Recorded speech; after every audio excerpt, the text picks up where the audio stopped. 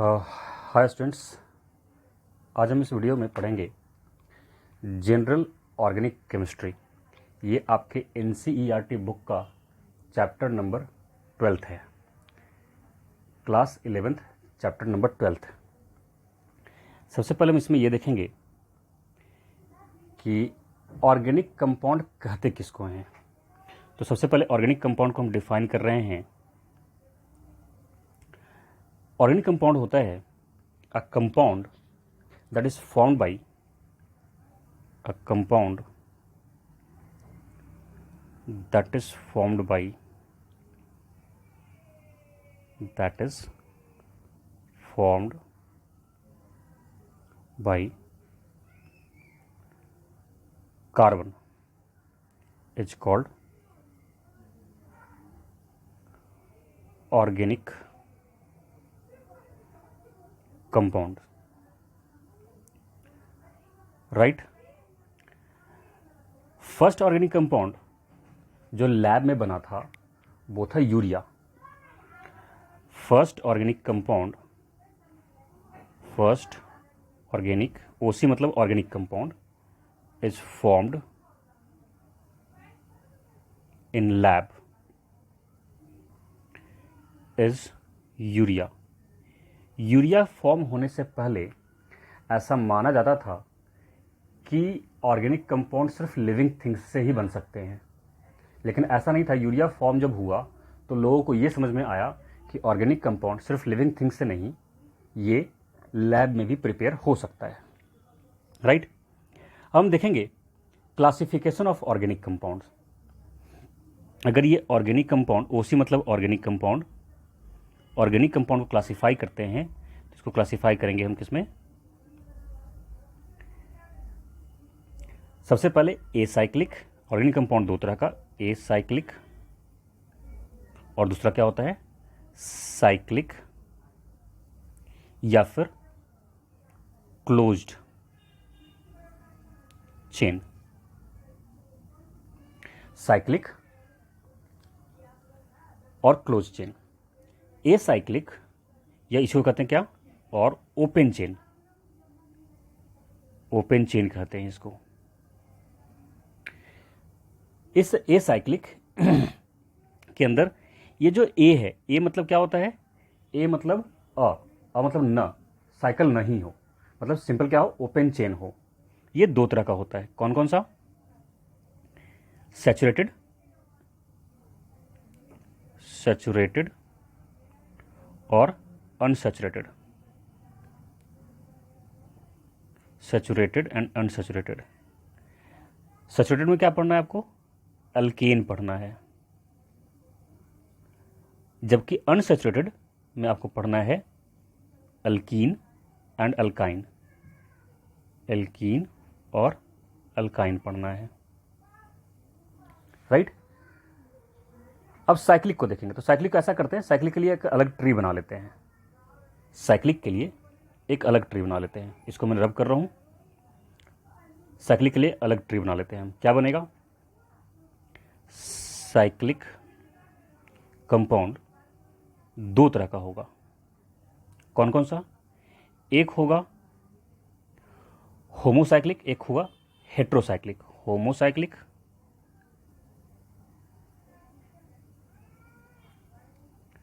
और दूसरा होगा हेट्रोसाइक्लिक।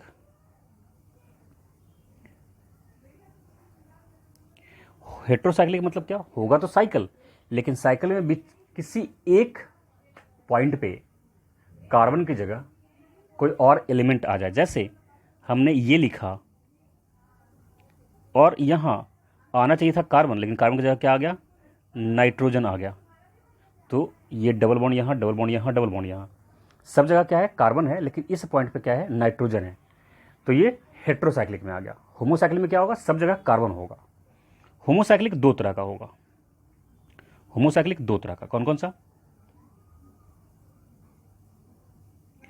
एक होता है एलिसाइक्लिक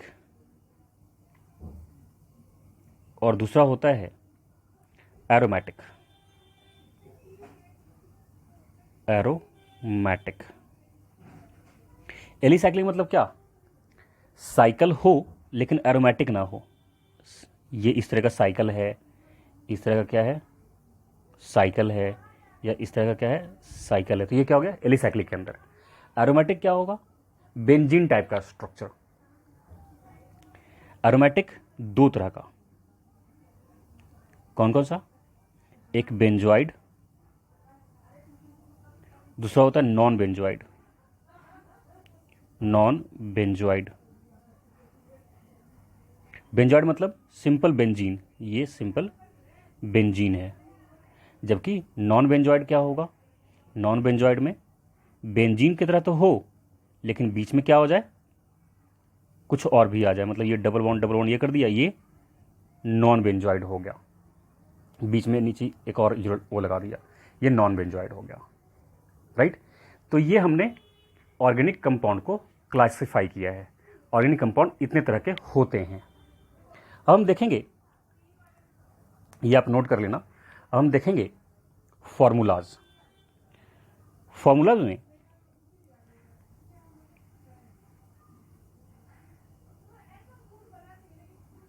फॉर्मूलाज कई तरह का फॉर्मूला होता है। फर्स्ट हम मान के चल रहे हैं कि हमारे पास है molecular formula. Molecular formula, molecular formula जैसे C4H10, ये मॉलिक्यूलर फॉर्मूला है। इसका कंडेंस्ड फॉर्म क्या होगा, कंडेंस्ड फॉर्मूला। कंडेंस्ड फॉर्म करने का मतलब कंडेंस्ड फॉर्मूला। कंडेंस्ड फॉर्मूला क्या होगा कि अगर हमने इसको इस तरीके से लिख दिया CH3 CH2 CH2 CH3, तो ये इसका क्या हो गया, कंडेंस्ड फॉर्मूला हो गया। इसका स्ट्रक्चर फॉर्मूला क्या होगा, इसका स्ट्रक्चर फॉर्मूला होगा, इसका स्ट्रक्चर फॉर्मूला है,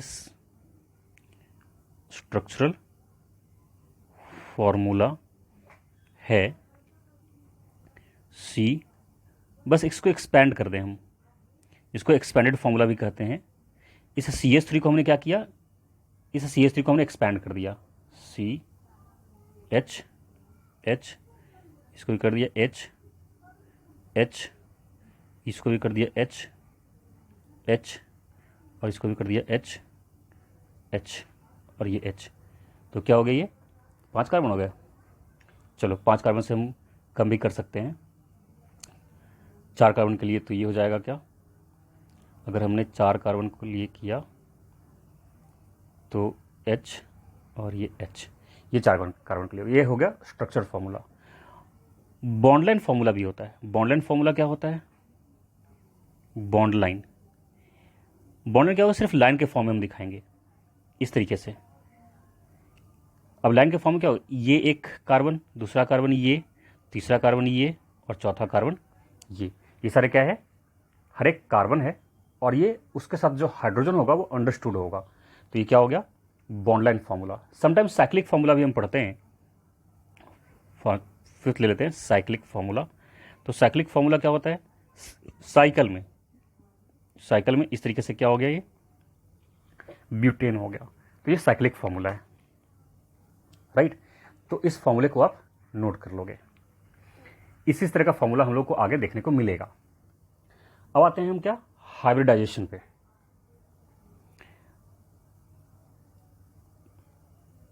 हाइब्रिडाइजेशन, अगर कार्बन, पहले ऊपर लिख लेते हैं हम क्या, हाइब्रिडाइजेशन।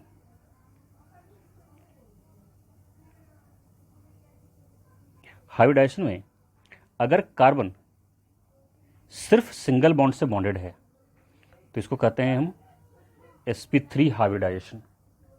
कार्बन चारों तरफ से सिर्फ सिंगल बॉन्ड से अगर बॉन्डेड है तो इसको कहेंगे क्या हम, sp3 हाइब्रिडाइजेशन। जबकि कार्बन किसी भी एक साइड से डबल बॉन्ड से बॉन्डेड है तो इसको कहेंगे हम sp2 हाइब्रिडाइजेशन।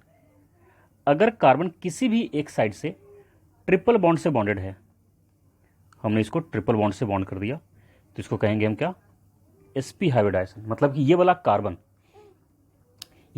क्या है, sp हाइब्रिडाइजेशन का कार्बन है। ये वाला कार्बन sp हाइब्रिडाइजेशन का कार्बन है। राइट। सिमिलरली अगर एक कार्बन दोनों तरफ से डबल बॉन्ड से बॉन्डेड है तो उसको कहते हैं हम sp हाइब्रिडाइजेशन, यानी इस कार्बन में क्या है, sp हाइब्रिडाइजेशन है, राइट। अब एक चीज ध्यान रखोगे, sp3 हाइब्रिडाइजेशन है, इसका मतलब ये है कि इसमें 25% s कैरेक्टर है। s कैरेक्टर कितना है, 25%। कैसे पता चलेगा कि s कैरेक्टर 25% है, तो देखो s का एक बॉक्स यानी कि s का एक ऑर्बिटल, p का टोटल 3 ऑर्बिटल, टोटल कितना हो गया, एक s और 3 p, टोटल 4 हो गया। इस पूरे को अगर हमने 100 माना तो 100% है और 4 ऑर्बिटल है, 4 से डिवाइड कर दिया तो कितना हो गया 25। तो एक ऑर्बिटल के हिस्से कितना आया 25%, तो एस के हिस्से कितना आएगा 25% आएगा, राइट। मतलब एस कैरेक्टर कितना है 25% है, इसकी आगे जरूरत पड़ेगी, इस वजह से ध्यान रखना। तो कितना हो गया, sp3 में एस कैरेक्टर कितना है 25%, sp2 में एस कैरेक्टर कितना है 33%। क्यों 33% कर रहे हैं, क्योंकि 100 को हमने 3 से डिवाइड किया, 3 से क्यों डिवाइड किया, एक s और 2 p, टोटल 3 ऑर्बिटल है और 3 ऑर्बिटल के लिए 100 डिवाइड बाई 3, तो 33% s कैरेक्टर है, जबकि इसके अंदर 50% s कैरेक्टर है, राइट। और ये भी sp है तो इसके अंदर भी क्या होगा 50% s कैरेक्टर होगा, राइट। अब हम देखेंगे sigma bond and pi bond. Now अगर कहीं सिर्फ सिंगल बॉन्ड है, कहीं सिर्फ सिंगल बॉन्ड, एक सिंगल बॉन्ड, तो इसको क्या कहते हैं हम 1 सिग्मा। एक सिंगल बॉन्ड होगा तो सिर्फ एक सिग्मा बॉन्ड होगा। अगर डबल बॉन्ड है तो जिसमें एक सिग्मा होगा और एक पाई बॉन्ड होगा, जबकि ट्रिपल बॉन्ड है तो इसमें क्या होगा, एक सिग्मा होगा और 2 पाई बॉन्ड होगा, राइट। तो कई बार यहाँ से क्वेश्चन पूछ लिया जाता है कि कितने सिग्मा और कितने पाई, इवन कई बार क्वेश्चन यहाँ नीट से भी पूछ लिया जाता है, नीट में भी यहाँ से क्वेश्चन पूछा जाता है। तो नीट में अगर क्वेश्चन पूछा जाएगा तो एक क्वेश्चन लेके चलते हैं, देखते हैं। मैं एक बार फिर से रिपीट कर दूं, सिंगल बॉन्ड होगा तो सिग्मा बॉन्ड, एक सिग्मा बॉन्ड, डबल बॉन्ड होगा तो एक सिग्मा और एक पाई, ट्रिपल बॉन्ड होगा तो एक सिग्मा और 2 पाई है। ये आपको ध्यान होना चाहिए। ये किसी भी 2 एटम के बीच में बॉन्ड हो सकता है, मैंने किसी खास एटम के लिए नहीं बताया है, ये मैंने सिर्फ बॉन्ड के लिए बताया है, राइट। तो एग्जाम्पल लेके चलते हैं एक। अगर मैं आपसे ये पूछूं CH3 CH double bond CH single bond C triple bond CH, इसमें टोटल कितने सिग्मा और कितने पाई, तो देखते हैं। इसको थोड़ा सा एक्सपैंड कर लेते हैं हम। एक्सपैंड क्या करेंगे, ये इस CH3 को हम ये लिख सकते हैं CH H H C H double bond C H single bond C triple bond C और ये H, राइट। तो जितने पहले सिंगल बॉन्ड को देख लेते हैं, तो सारे सिंगल बॉन्ड सिग्मा बॉन्ड है, तो ये सिग्मा है, ये सिग्मा है, ये सिग्मा है, ये सिग्मा है, ये सिग्मा है, ये सिग्मा है, ये सिग्मा है, ये सिग्मा है, सारे सिंगल बॉन्ड थे, जिसको हमने सिग्मा वाला कंसिडर कर लिया। कितने कर लिया, तो ये हो जाएगा 1 2 3 4 5 6 7 8, 8 सिग्मा तो पहले ही हो गया। अब यहाँ डबल बॉन्ड में एक सिग्मा होगा, यहाँ डबल बॉन्ड में एक सिग्मा होगा, तो 9 हो गया। ट्रिपल बॉन्ड में एक सिग्मा होगा, तो यहाँ एक टोटल सिग्मा कितना हो गया 10 सिग्मा हो गया। पाई कितना, तो डबल बॉन्ड में एक पाई और ट्रिपल बॉन्ड में 2 पाई, तो टोटल पाई कितना हो गया 3 पाई। तो 10 सिग्मा है और 3 पाई बॉन्ड है, राइट। आपके लिए क्वेश्चन दे रहा हूं मैं, ये आपने समझ लिया होगा कि इसमें 10 सिग्मा और 3 पाई है। तो आपके लिए क्वेश्चन दे रहा हूं मैं कि आपको बताना है कि इस बेंजीन के अंदर कितने सिग्मा और कितने पाई होते हैं, ये बेंजीन है, कितने सिग्मा और कितने पाई होते हैं, बेंजीन का फॉर्मूला होता है C6H6। आपको कमेंट में लिखना है कि कितने सिग्मा और कितने पाई होंगे, राइट। ये हमने अभी इस वीडियो में जो पढ़ा है ये सिर्फ इंट्रोडक्शन का पार्ट है। अगले वीडियो में हम IUPAC नॉमेनक्लेचर शुरू करेंगे। इस वीडियो के लिए इतना ही। Thank you very much. आप पढ़ रहे थे मिस्टर नवीन कुमार द्विवेदी से।